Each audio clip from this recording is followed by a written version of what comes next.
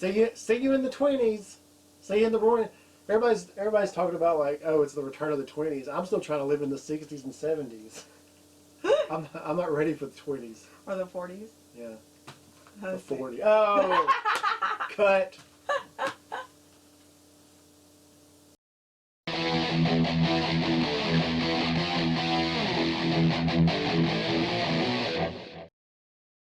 Hi guys, it's Amanda here, your cutie of Carnage. And I'm JESS KORESH, her faithful sidekick. Here on Channel Sundown. We're going to talk about our top 10 worst horror films of 2019. Worst. So, yeah. And guys, let's go ahead and make a little disclaimer first.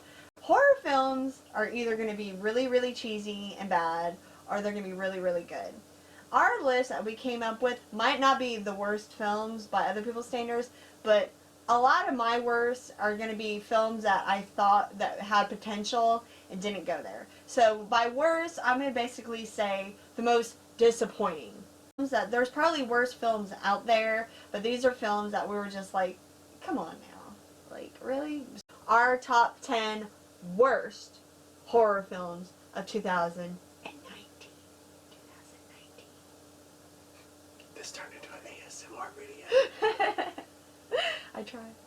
I guess it's my turn to go first. I'm going to go ahead and name my number 10. My number 10 is actually a film that's on Tubi right now. And this film I didn't expect to be very good, but it was not good at all. And that is going to be Art of the Dead. Tara Reid. Oh. Yeah. Yeah, so I saw her on the cover. I was like, oh, I'm going to check this out. But basically, about the 7 deadly sins and their paintings, and this art collector collects them, and their paintings that are like basically evil and haunted. And honestly, this film, guys, the story, it's one of those stories, those films that like I started watching and I literally was rolling my eyes like the whole time. Like the start of the film, I was just like, oh, really? Like, this is ridiculous. It goes for the cheesy kind of like horror film, but it fails to do that. So it fails to be a good film and it fails to be a bad film. Tara Reid, like, bless her heart, you know, she tries. But this film, she's like, the beginning of the film, she does like this auction, and she's just not, like, her lines feel very like, for example, like, let's just go ahead and do a scene of Tara Reid. She goes, okay, Tara, you're scared. Tell him to get out of the car. Okay, guys, get out of the car. That's her acting. She's awful. Honestly, it is what it was. I don't think it was trying to go for anything else. I think it was meant to be bad, but just failed at being bad. So it's just my number 10, Art of the Dead, starring Tara Reid on TV. So, yeah, that's my number 10. Alright, Jesse, it's your turn. You're number 10. 10. 10. My number 10 is, I know you're not going to agree with it at all because it was on another list of yours, but this was probably my biggest disappointment as far as movie goes this year, and my number 10 is Us by Jordan Peele. What? I have never been so disappointed by a movie in all my life. I didn't want a Get Out sequel, but I really thought this movie, I thought it was bad. I thought the acting in it was bad. They're like, I'm an evil version.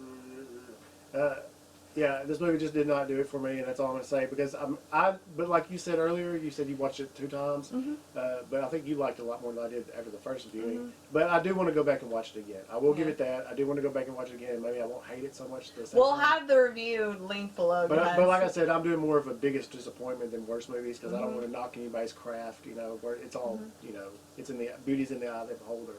But as far as disappointing movies go, then Us was definitely in my top. So I'm just going to barely put it on there, not to offend you too much. So that's why I put it. That's why I put it at number 10.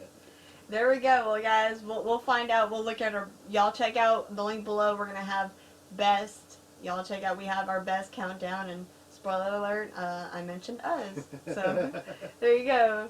My best of countdown on his worst of countdown. There we go. Spoiler alert, I did not mention Us on that. And I kept very quiet when she did mention Us. Alright guys, so jumping right into it, like we said, this is our most disappointing countdown. And this right now is on streaming on HBO Go right now. And that is going to be M. Night Shyamalan's Glass. Yes. Starring, of course, Bruce Willis, Samuel L. Jackson, Sarah Paulson, and James McAvoy. And if you guys don't know what Glass is about, it is a sequel to Unbreakable and sequel to Split. And I'm just going to say it has the characters. I'm not going to spend a lot of time wasting the time telling what else about. But I have it on my countdown for the worst because, first of all, there were so many possibilities in the film that were missed. I felt like this is a series that could have grabbed a lot of the story and used it, and I felt like they didn't. It played too much on the previous films. That's what I felt like the film did. I felt like it played on a lot of the previous films, so I was like, hey, remember? James McAvoy was really good at Split, y'all remember? Well, guess what? He's okay in this one. You know, it felt really disappointing and slow. It felt so slow. And the twists they were trying for were not twists. We already knew this, guys. We knew it going in. Everybody knew this information, so they were trying to go for twists, and Night Shyamalan was trying, and he didn't. So I felt like there was no trying. The ending was flat, and I don't want to spoil anything, but I think everyone has seen Glass already. But there was scenes of people dying that made no damn sense. And Bruce Willis, are you fucking done? Like, fucking done? Like, really? Like, done? They did something to done, and you're just like, what the hell? So, yeah. So Glass probably isn't the worst. I have it higher on my countdown for worst for Art of Death, his previous film, but Art of Death wasn't a sequel to Split, so I'm not trying to compare Split. Split is a different film, Unbreakable was a different film, but they didn't even try to hold hands with the film. They just just did their own fucking thing. And the twist at the ending made no damn sense. They're trying to make a superhero franchise, and it's not. It's Unbreakable. Anyways, yeah, so. Anyways, Jesse, your turn. My number 9 is going to be another controversial one. Oh God, here we go. I feel like people are going to hate me after this. Maybe we shouldn't even post this video because I feel like I'm going to get a lot of hate for this. But my number 9 was Rob Zombie's 3 from Hell.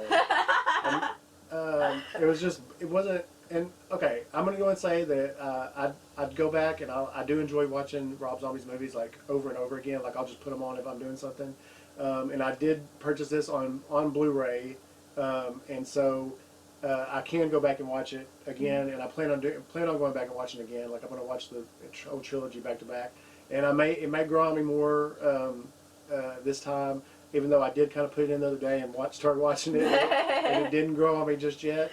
But I do appreciate Rob Zombie for what he does. But this movie it had so much hype to it. It was like, oh yeah, finally Rob Zombie's doing it's just going to be a trilogy and all this, and then it's kind of like a. Yeah, well, that was the thing. The most brilliant part about the film was the marketing. Yeah. Alright, guys. Well, I'm going to go ahead and spoil it. My number 6 was actually going to be 3 from Hell. I'm just going to go ahead and go into it right now. I thought 3 from Hell was shitty. It was shitty. The most brilliant part about it was the marketing and just everything. Sherry Moon Zombie. It wasn't even I don't feel like it was a horror film. It didn't capture anything. Sherry Moon Zombie, it just, she was so annoying. She was so annoying in the film, and she wasn't even crazy, like cuckoo annoying. She was just like, it's a dancing pretty kitty, and I'm like, no, shut the fuck up. Shut the fuck up. Jesus. Sherman Zombie. We know you're married to the director, but chill. Alright guys, so my number 8 is actually on Netflix right now, and this is actually called The Silence. And this actually is starring Stanley Tucci, Shipka, the girl from Sabrina Shipka. She's the girl from Sabrina. Oh, okay. The Chilling Adventures of Sabrina. Anyways, this film was I did not enjoy this film at all, and it wasn't bad in the point of, it was not well done. It was a copycat. Like, there was no character development whatsoever. The story basically didn't focus on what was more interesting because, like, everything was so predictable. Because it's already been said, you have The Quiet Place, you have Bird Box, you have all these films, and it just felt like we've seen it all before. Everything was a carbon copy of what we already have seen. And there was nothing interesting. There was nothing new. There was nothing gripping. and everything was predictable. Literally everything. You knew what was going to happen. Before it even happened, before a scene happened, they introduced a character, and then you were like, blah, blah, blah, blah. And then later in the film, you're like, oh, there you go. Feel any of the characters. I didn't feel what was going on. So yeah, The Silence is my number 8 because I did not care for that one. So yeah, here we go. My number 8 is another movie that, like I said, I'm not going to say this every time, but it's just disappointing and it didn't need to be made. My number 8 would be Pet Sematary. I was very disappointed by it. It wasn't, even the scenes that you think are going to be really impactful in the movie. I mean, there were a couple of things that were cool in it. I think you got annoyed by it, but there was a couple of like nods to the original movie. But I mean, if you're going to do that, why don't you just have the original movie? Why even do a remake? So I just thought it was another pointless remake, and that's why Pet Sematary is my number 8. It's not horrible. It's just completely unnecessary. I agree, guys, and we'll have the link to our review down from below, but obviously you guys don't want to watch the review because you're hearing our opinion about it right now. But I didn't hate it. I don't love it. It felt just too many nods. It was like, hey, remember the original? Like, yeah, we do. We've seen it. That's why you're reading it. I'd rather be watching the original. Exactly.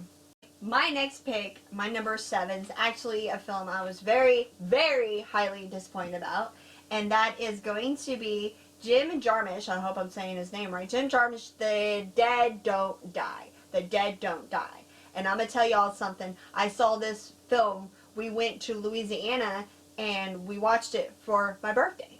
It stars, and the thing about it is, it has a full cast. It has Bill Murray, Clone 70, Jenny Glover, Steve Buscemi, Rosie Perez, Selena Gomez, and Adam Driver. And this film, I was expecting a lot of dry humor.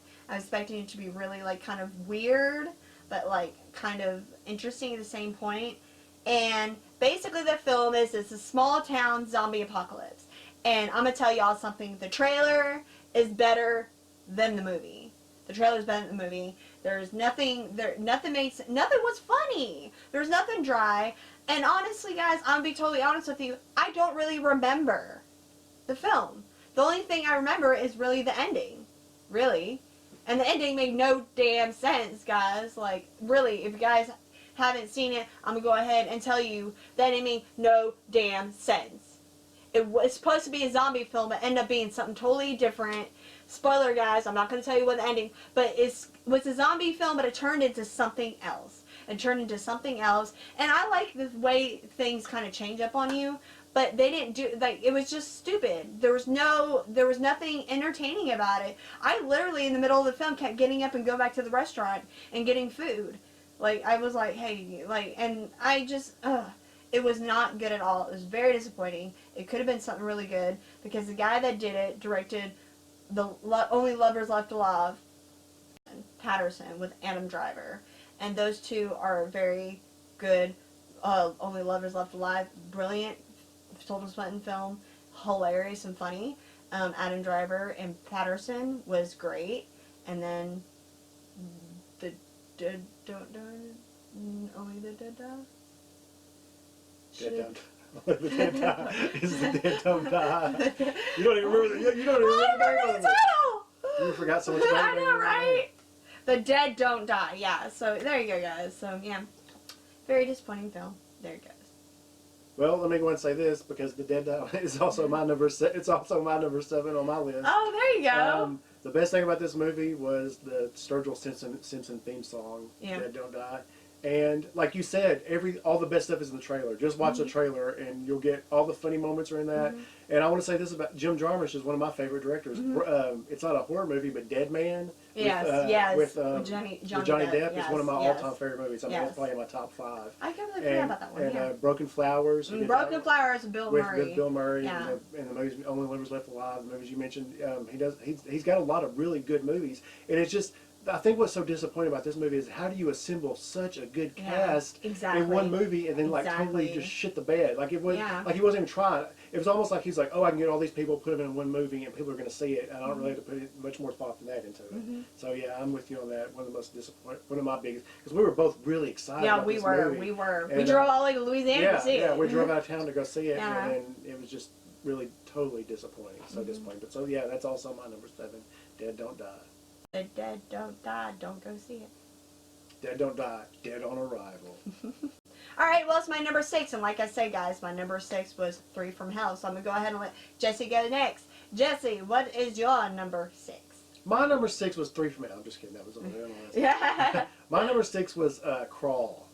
This movie is it's so ridiculous, and it's not even ridiculous in a fun way. Like, I'd rather watch Lake Placid or something like that. Yeah. It's like I don't know. I don't want to give too much away. I mean, I think everybody knows it's like an alligator trying to eat a girl and her father. There's nothing different about the movie. The trailer shows it's a gator going after a girl in a house, and that's exactly what it is. Well, that happens beginning, middle, end. Actually, the surprising part was there's more than one alligator. Oh yeah! Spoiler alert! Yeah, spoiler. There's more than one alligator, and there was really a point in the movie where it wasn't that bad, but then it got to a certain point, and we can talk about it later because I don't want to give it away. But there's a certain point in the movie where something happens, and I was like, "Are you kidding me? Yeah. Like, you've got to be kidding me! Like that would not happen! Like, okay, whatever." And I'm over it. So yeah, my number 6 was Crawl. Yeah, I was never excited. I wasn't into it, but that's not on my countdown. But yeah, I agree with that. Crawl wasn't very good. Crawl was hit or miss. I kind of wanted to see it. Like, I thought it would be. I don't know. It looked interesting from the commercials and whatnot, but it didn't do anything for me. And my number 5 is going to be David M. Rosenthal's remake, Jacob's Ladder. Guys, I'm gonna tell you something about this film. There was no point of being a remake. It was ridiculous. There was nothing redeeming about this film at all. It's basically, like I said in my review, it's basically, you know when you go and you write something down, and they're like, okay, read this, and then your friend's like, okay, and you're like, is that good? They're like, yeah, but then you pick it up and put it against a mirror and it's backwards. They're like, that makes, I don't understand. Yeah, but it's the same thing. Yeah, but it's not right. That is freaking Jacob's Ladder, for real. Like, that is. I love your analogies. I really want you to do a video one time that's just like a clip of your analogies. It's like when you order a peanut butter sandwich and they give you a grilled cheese. Well, that's what happened. Like, it literally was pointless. There's nothing, and then even there's too many jump scares. It wasn't interesting, and the twists weren't twists at all. The most redeeming part of the film was, of course, my man crush, Jesse Williams. Like, I love him. He is fantastic. You guys might remember him from Cabin in the Woods. But yeah, he was great in the film. He was well acted. And the story did nothing. I felt like people were like jangling keys in front of my face. And so anyways, yeah. So Jacob's Ladder is shit, y'all. It's shit. And it's streaming right now on Netflix. So if you're going to watch it because you have to, do it on Netflix. Don't pay for it. At least watch it for free. Exactly, right? My number 5 is it's Black String, a movie that I watched recently. And you know what?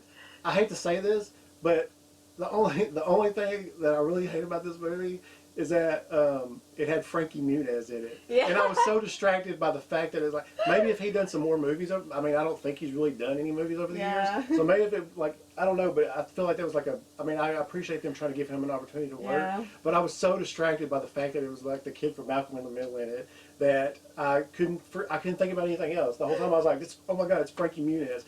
He's trying to like have a little scruff and look older, but the whole time I was so distracted by Frankie Muniz that I don't even really. And the plot was stupid too. Now that I think about it, the movie was pretty stupid. It was pretty bad. So it was. I'm sorry, Frankie Muniz. The movie would have been bad even if you weren't in it. But I was so distracted by your Frankie Muniz presence that I couldn't really think about anything else. No connection to his character or anything like that because it's just like so dry. And, you know. My number 4. We're also gonna have a link to our review down below because this film is directed by Michael Go. I hope I'm saying his name right, and it is Mary. Mary is starring Gary Oldman and what's her name? Emily Marsh. I don't have her name right now. Emily Marshmer. Emily Marshmallow. Anyways, yeah, it's a haunted ghost movie, and it is so bad. It is so boring. It's basically this guy, Gary Oldman, and his family. He tries to buy a new boat to try to reunite his family, and there's a bunch of drama going on. They get a host and get a boat, and spoiler alert, the boat is haunted. And the boat's named Mary, and his daughter is named Mary, so he gets a connection there somehow. And he goes, and they take the boat, and when they read, they're like, nobody has ever finished any voyages on this boat. Who? They have family drama, so he gets the boat to bring back together, and then they get on the boat, and they travel, and things start getting weird, and the wife's like, we should turn around, and Gary Oldman's like, we shouldn't, we gone too far. So, and that happened. And then people get haunted, and they're on the boat, and of course, the child, the little one, gets possessed, of course. And then, you know, they run around the boat because you can't get far, but you run around the boat. Yeah, that's what's funny is because it's more like a yacht shape, not like a small yacht. Yeah. It's not like Ghost Ship where it's like a huge Titanic shaped cruise boat. It's like a little tiny haunted boat. They explain the wrong things. Like, they go overly into explaining, like, stories, but then other things you don't know about. So it's like, they're like, here's this, this, and this. And you're like, oh, but what about this and this? Oh, but that's a mystery. I'm like, yeah, but you explained this part, so why can't you explain that part? That makes no sense. Why would... So it's confusing, it's a mess, it's boring, there's no tension, and everything is predictable. And I'm sorry, but they did the whole, they're dead. Oh, no, they're not. Like, that happened like 3 times in this film, and there's only 5 characters in the film, so, And the ending, spoiler alert, the ending leads to another film. Like, another story, a continuation, and you're just like, I don't want to see any more of this. I'm done with this. I don't care. Yeah, Mary, guys, don't check it out. It's boring. It's stupid. It's not even slow. It's just boring. Alright, guys, my number 4 is a movie that, again, it wasn't as bad as I thought it would be, but I put it on here because one particular scene, and we already talked about it, it was FANATIC, and I put it on there because of the scene where he's talking about Limp Bizkit, because screw that, that's the most... Imagine you're watching a Rob Zombie movie, and then all of a sudden in the middle of the movie, everybody starts talking about how great Rob Zombie's music is. Wouldn't that just be a total turn-off for you? So we shouldn't let Fred Durst get away with this. And also, the whole thing with John Travolta like smelling his ear all the time was gross. Was super gross. And I might just be saying that because I have gauges, so you really don't want to like rub your gauges and smell them because that's super gross. Well, but that's all I can think about the whole time. I was like, oh God, he keeps smelling his ear. That's so gross. Yeah, it's about John Travolta, who plays this over fan of this actor, and he gets into his home and he starts stalking him and stuff. But yeah, I didn't think it was that bad, but that scene where he's talking about how great Limp Bizkit is, it's kind of like... Ugh. And it's not the psycho talking about it, it's the famous actor. Yeah, it's the famous actor driving around, and he goes, so this famous actor is like telling his son, oh yeah, Limp Bizkit was shit. It would have been funnier if like the crazy guy was like, Limp Bizkit's a shit. I love Limp Bizkit, because that would have been funny if he was like obsessed with Limp Bizkit. Yeah. But it's just a pointless scene, and it just really it took me out of the movie. Like it took me out of the movie and that was it. And after that, as far as I'm concerned, there was like no recovering. I didn't even really pay attention to the movie after that because I was just like, that's the biggest ego maniacal crap I've ever seen anybody do in a movie. And I swear on everything, guys, when we were talking about the movie afterwards, he was all like, there's only one, I swear, we caught each other, goes, there's only one scene that I was like, no, and I was like, the Limp Bizkit scene. He went, how'd you know? And I was like, it's fucking, ugh. Number 3 is going to be Among the Shadows, also known as The Shadow Within. And this film is not very good at all. It is werewolves and vampires, and it's about this detective who is trying to go and like find the murder of it has the president involved. And I'm gonna tell you guys, I didn't really I just kind of lost interest in this film a lot, but I will tell you that it's about a president and his first lady played by the wonderful Lindsay Lohan. So yeah, Lindsay Lohan plays the first lady, and yeah, the acting is horrible. Lindsay Lohan, like when she goes to the cemetery to drop the flowers, she goes, "Oh, those aren't very bright." She goes, "It's not my style." And I'm like, what? And the acting is so bad. She sits there and she's talking America. And when she says America, I cringe a little bit. She goes, well, America. And I'm like, oh, Lindsay, quit. What movie is this? What's this called? Among the Shadows. I'm going to have to watch this. Yeah, Among the Shadows. I kept laughing out loud. And I don't know if I was supposed to. I didn't know I was supposed to. Because I had a hard time staying focused on the film. And, like, there were scenes I was laughing. I was like, wait, I thought they were supposed to be funny. I was like, oh, wait, that wasn't supposed to be funny. Well, there's a fight scene with Lindsay Lohan. Oh, God. And we when she has the fight scene, you get her, like, she sits there, and literally, guys, I'm not making this up. Okay, I'm gonna borrow you for a second, Jesse. The scene goes, she basically moved my drink is in the way. This lady is, like, asking her, she's like, and Lindsay Lohan looks at her and goes, and, like, showing her face, you just see her go like this, looking at the actor, and all of a sudden, they backspace, and I see this girl with long red hair, all of a sudden it starts crying, jumping, and beating up, and then, yeah, and does a backflip, and then all of a sudden, the camera flips, and Lindsay Lohan just here go, what a fight. Yeah. What a fight that was. Yeah. There was a scene, okay, where, I'm not joking you, they talked through their minds. They talked through their minds. So this scene was like, oh, my hair is messed up because I was doing karate action. My hair's falling apart. But anyways, they were like, when they talked through their minds, they literally, this is like, you heard the voice, like in their mind, she goes, but where did she go? And they're looking at each other like this. So I was like, where did she go? I don't know where she went. And she goes, do you think I can find her? And none of them saying yes, in their mind, they just went. So like they're talking, but like while they're talking through the mind, all of a sudden they would stop and speaking aloud. She'd be like, where's the body? In the basement. Like, why are you communicating? And it was ridiculous. It was stupid. The fight scenes were stupid. They talk through their minds. Had vampires, had werewolves. I don't even think, maybe there wasn't vampires. I don't know. Maybe the werewolves just drank blood like vampires. I don't know. But it was ridiculous, guys. It was stupid. My number 3, we don't need to talk about very long because you already mentioned it.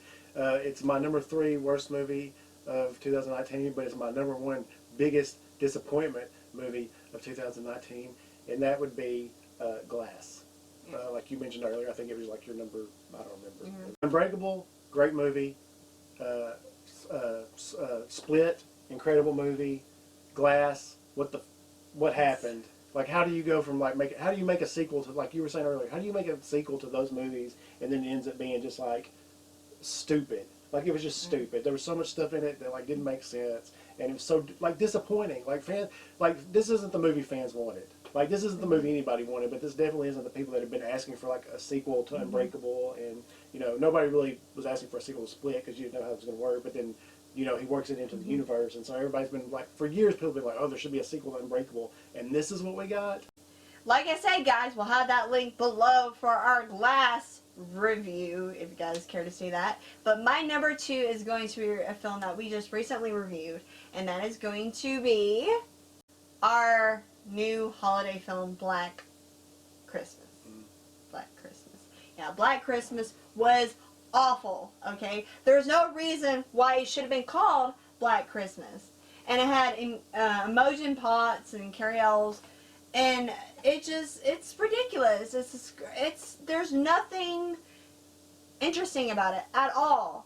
This girl is, I'm going to spoil it, she's a victim of sexual assault. She's a victim of sexual assault, and they played on it. They just played on it, and rather than letting her grasp and grow as a character, there's too many jump scares. The jump scares were annoying. The twists weren't twists at all, and the story just, you didn't feel the characters.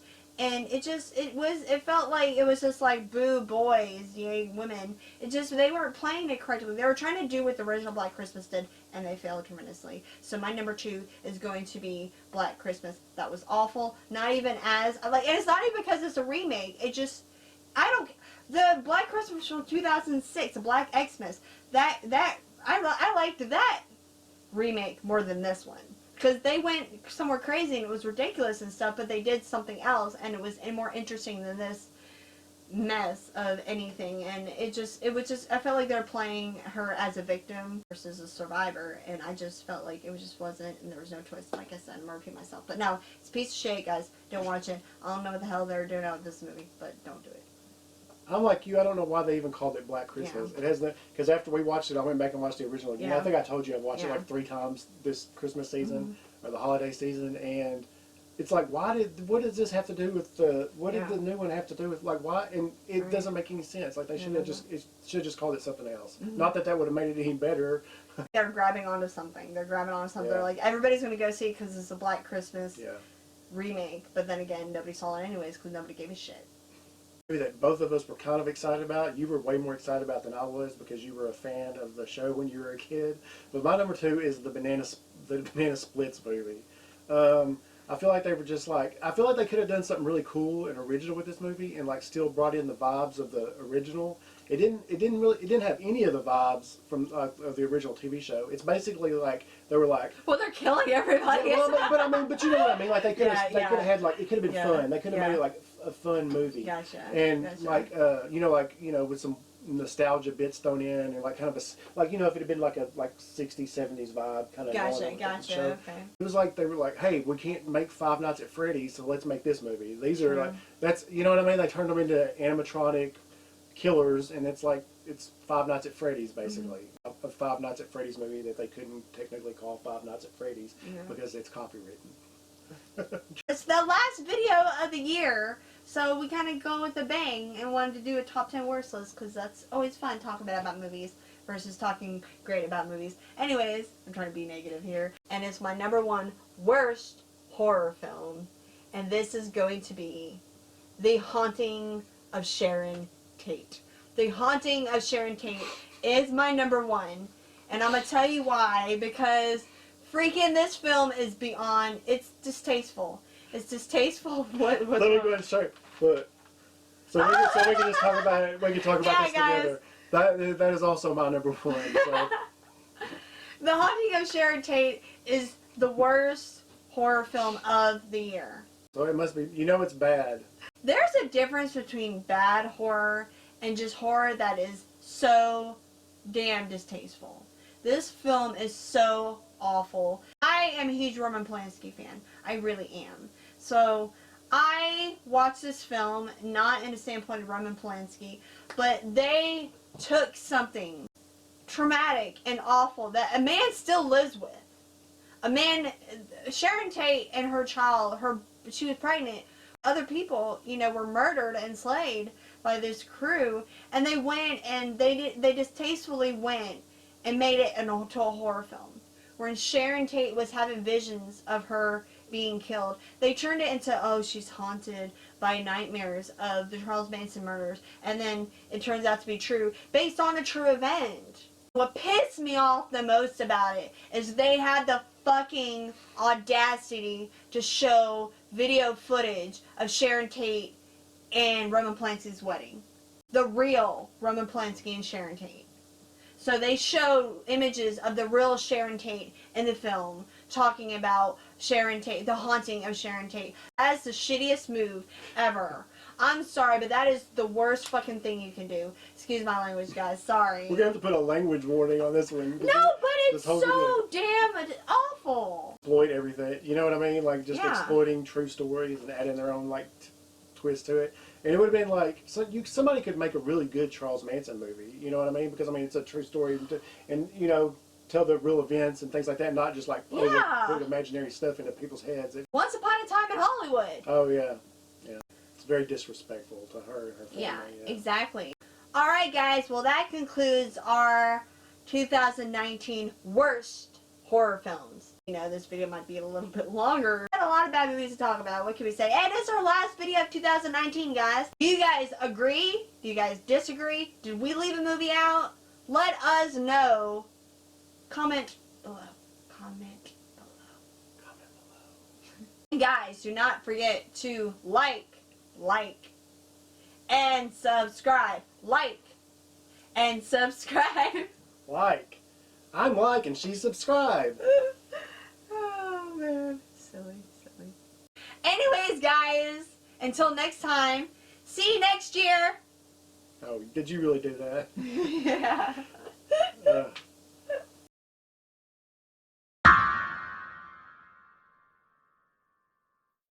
Tilda Swinton, Rosa Parks. Rosa Parks. Okay. It's pronounced Adam Driver.